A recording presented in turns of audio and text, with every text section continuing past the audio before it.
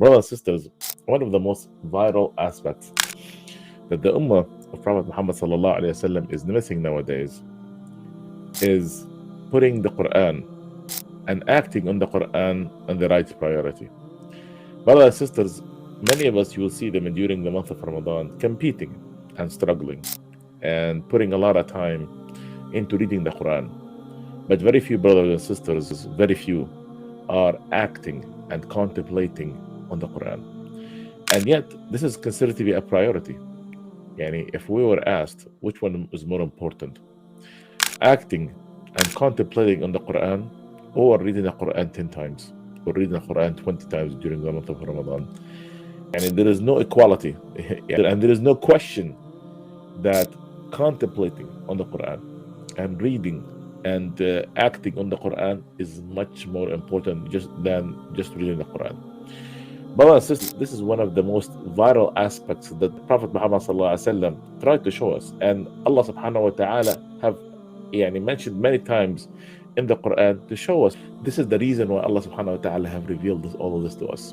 When Sayyidina Hudayfa ibn al-Yaman, one time, he said, I entered into the Prophet Muhammad sallallahu alaihi wasallam, and when he was making qiyam al-layl. So he entered into the prayer, praying with him.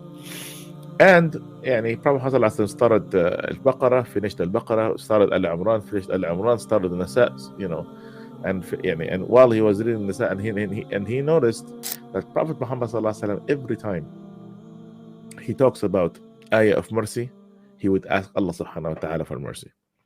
And every time he passed by an ayah that mentioned the punishment, he would seek refuge from the punishment of Allah subhanahu wa ta'ala. What does that mean? What does that tell us? It tells us that Prophet Muhammad sallallahu alaihi wasallam, he used to be contemplating it and going through each and every ayah. Prophet Muhammad sallallahu alaihi wasallam, he did not let the ayah go and just through his tongue. No, it went through his heart and his mind, and he knew what he was reciting. When we notice that, when we get narrations that Prophet Muhammad sallallahu alaihi wasallam made a whole qiyam al-layl reciting one ayah, one verse from the Quran, where Allah subhanahu wa ta'ala said, "In tu'adhibhum fa innahum ibaduk, wa in taghfir lahum fa innaka antal aziz al-hakim." That if you punish them, then they are your servant, and if you forgive them, then you are to you belong all the majesty. So brothers and sisters, that tells us what?